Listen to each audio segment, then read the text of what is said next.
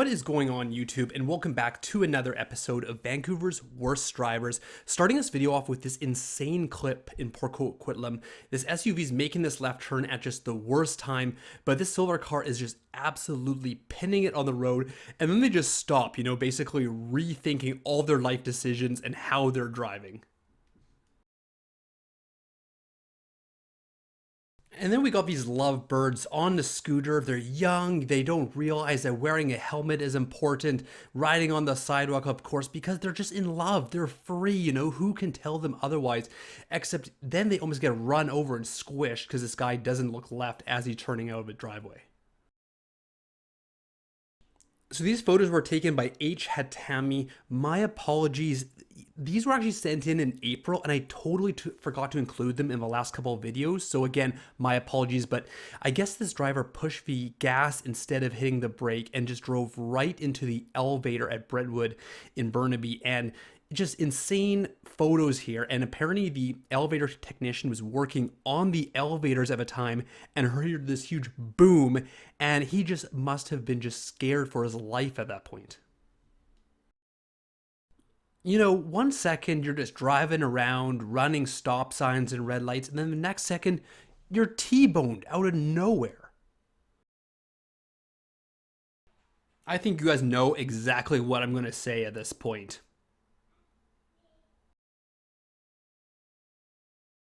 Harris 9511 captured this insane crash, and some people had reported seeing the driver in the hospital, and they were saying that he had had a medical emergency, which makes sense because this crash just comes out of nowhere.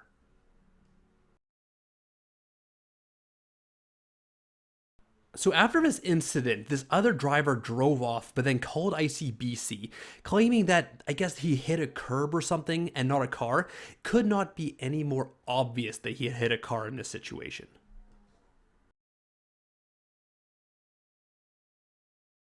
And then another insane crash captured by Jessica. I'm gonna have to say, I'm pretty sure the car is gonna be found at fault in this one. So Fozy WRX captures this hit and run accident, and it's confusing because it looks like the driver basically got cut off. And you'd think he would make an ICBC claim saying, hey, I got cut off this moment.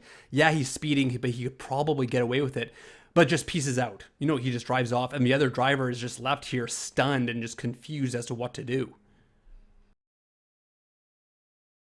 These kind of moves are quickly becoming one of my biggest pet peeves, when people overtake onto the opposite side of the street thinking that that's okay and they're allowed to do that. Just insanely dangerous.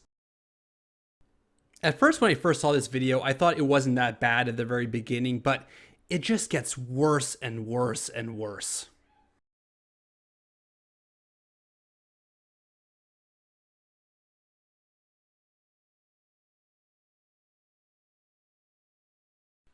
So this actually ended up resulting in a fender bender.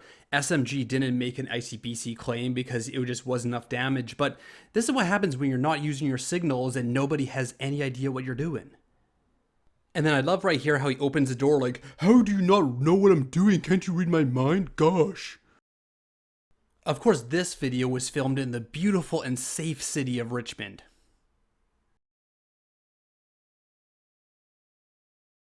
Alright, ladies and gentlemen, if you get stuck in a situation like this, just throw it into reverse, okay? You can't chill in the middle of a road to make a left turn.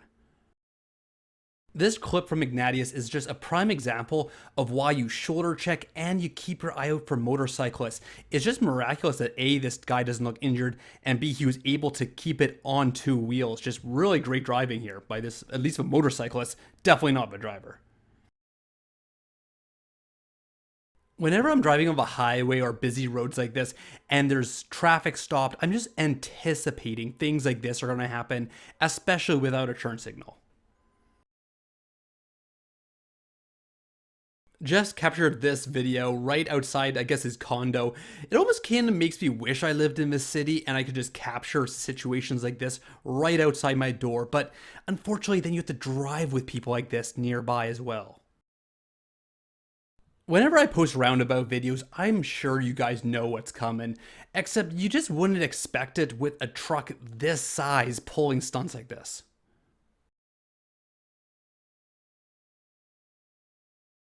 So, dead giveaway here. If you're ever in this situation wondering, is this a parking spot? Having a giant arrow where you're parked is not a sign that you're supposed to park there. Godfire captures this video where he almost gets hit by this truck. Okay, there's no signal, lane changes, doesn't shoulder check, almost gets an accident. Fast forward a little bit, and you can tell that they have, Godfire's probably honking. There's a little bit of verbal exchange here, and then this driver decides to almost hit him again. Like, what is going on here? So, unfortunately for Bryan, not only does he get in one close call in this video, but he gets in two close calls.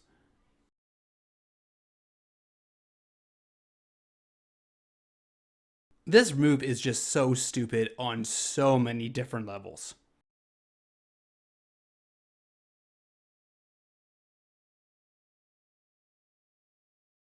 So our good friend Mr. Grey Wolf captured this driver driving on the wrong side of the road, and you'd think with the white sign and the two white arrows on the ground that it would be obvious they gotta stay on the right hand side, but for them, unfortunately, they just couldn't figure it out, and now they're just stuck.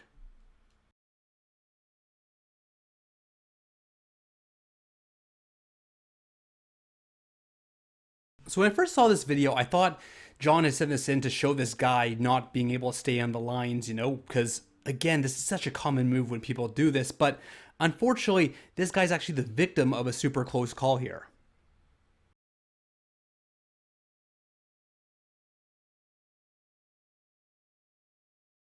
So this driver on the other side of the street, turning left, had so much time to turn left, like right here, for example, yet they seem to go at the worst possible time. It just doesn't make sense to me.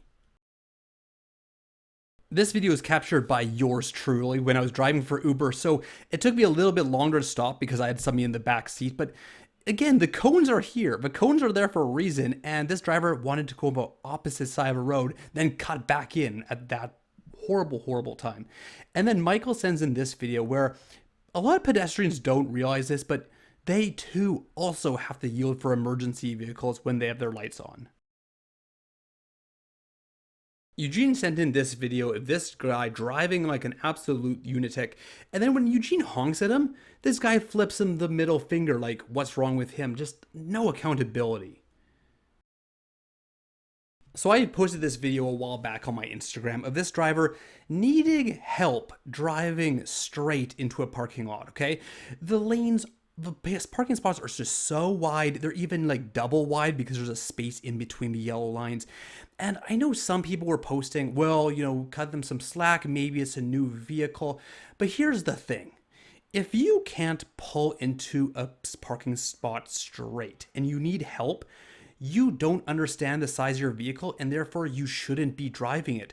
But what's confusing is I'm pretty sure the average person who drives a car, then drives an SUV, would still be able to park straight into a parking spot. Just doesn't make sense to me, and it just seems like a very, very bad idea for them to be on the road. Here are some words of wisdom. If you're gonna cut people off, don't hit the brake. You better hit the gas so you don't get an accident.